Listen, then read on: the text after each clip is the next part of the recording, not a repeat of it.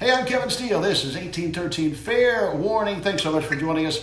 Be sure and like above, if you would please, and comment below. This is the conversation. You are the key part of the conversation. Joining us, Donnie Parfait and Brian Sutton with Sutton and Jacobs. Almost stuttered there for a brief moment. Everything makes me stutter these days. This is such a weird time. Am I right? Is this a weird time, or is it just me? Definitely unique. So the losses are mounting in New York. And across the nation, 1,900, almost 2,000 Americans died yesterday, Tuesday, alone. And the thing is, they're dying virtually alone because of the nature of this disease. So and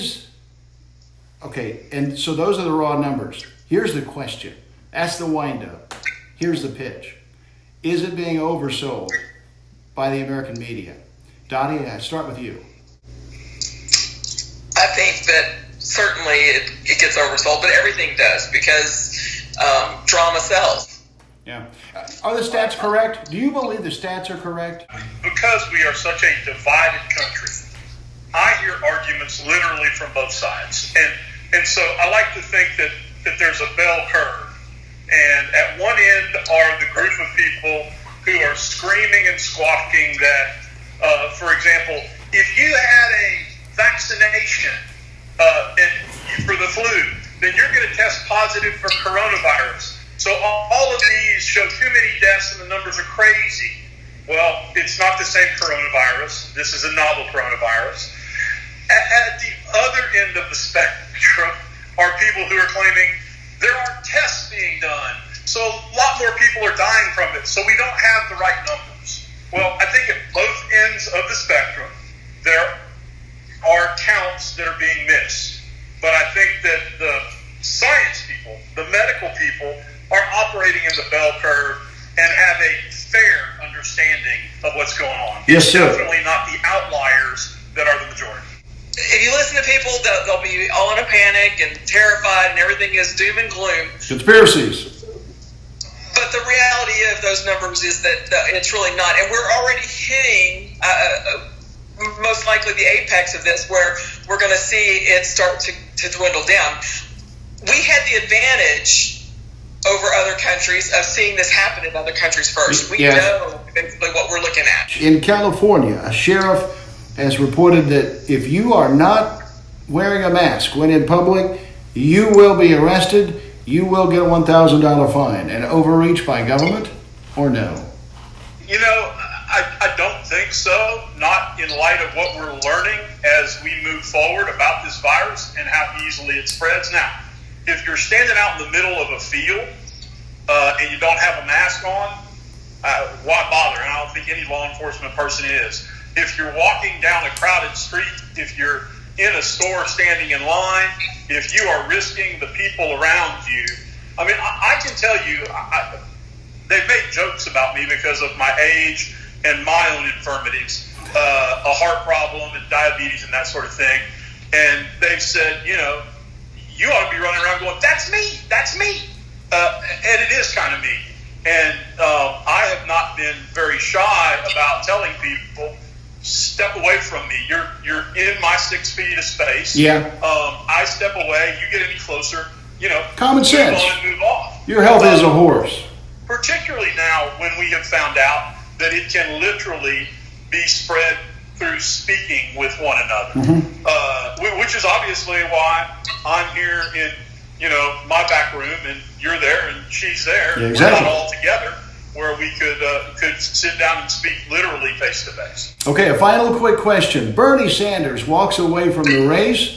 He was not going to win the nomination anyway. How has Bernie Sanders changed the national conversation? By just being in the race. Go ahead and I'll chime in behind you, ma'am. I don't know that he's necessarily changed it so much because it's the same thing he's been saying. So it's the same conversation we've been having with Bernie Sanders. Well, did he push Joe Biden to the left? Especially in light of the coronavirus happening during all of this.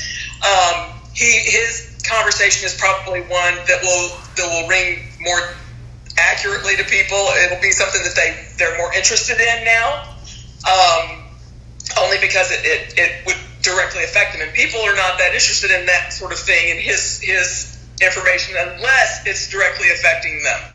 Yeah. A lot of times. Yeah, good point. Good point. Brian? Two things.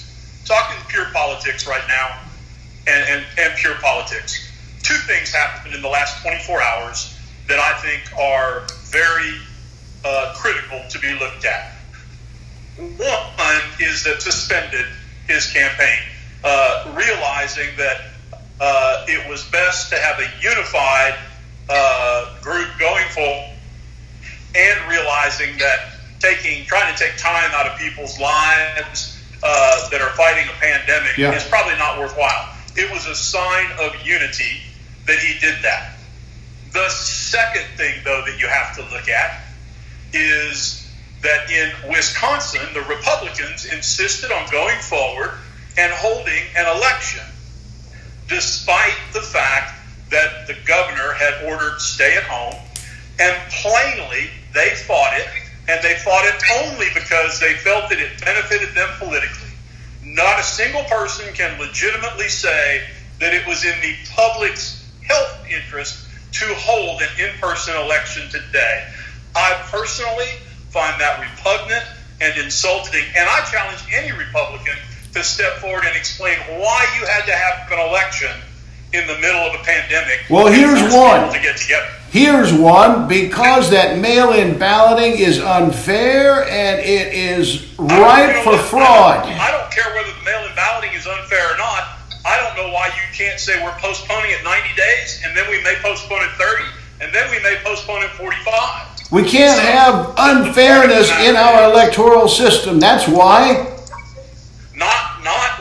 Not when my grandmother would have to make a choice between her health and safety and exercising her right to vote. Right. Nobody in this country should be put to that task. What an outrage. What an outrage. Dottie, I give you the final word. Yeah, well, I agree. I mean, the DNC's postponed a lot of their elections. I don't see why the GOP couldn't as well, because there's no need. It's unnecessary right now. We are in a state of conditions we've never been in.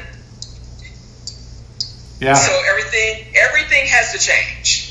I understand. 1813 fair warning, guys. The same argument we had about the whole should churches be allowed to have church right now. It's the same thing. If we are not allowed to be around each other, we're not allowed to be around each other, period. All right, guys. Thank you so much for your perspectives on these things. Appreciate you. Thank you. Always a pleasure. Welcome to the all-new Crazy Cajun Restaurant in Beaumont with new staff, new entertainment, and a brand new menu. Yes, we still have the great Cajun seafood you've come to expect, but so much more. The all-new Crazy Cajun, 2310 North 11th in Beaumont. A new twist on Cajun. Well, next time you need any kind of legal assistance, think Sutton and Jacobs Law Firm, 833-1100. Personal injury, business litigation, general litigation. Sutton and Jacobs, 833-1100. 833-1100. I bet you've never seen a sandwich do yoga before. Introducing the new Papadias for just $6. Better ingredients, better pizza, better than a sandwich. Papa John's. Well, what I can tell you about InsureLife, and particularly Kimberly Tamborella, is that she's always available. And actually got my friend, I think it was like $9,000 in a matter of hours. Several specific cases where we had clients that were going to see a price increase, and in one particular case, they should have gotten a great increase and got like a 10% discount. Saved the employer a ton of money. Let us make health insurance shopping for your employees simple. Give us a call at 409-313-6313.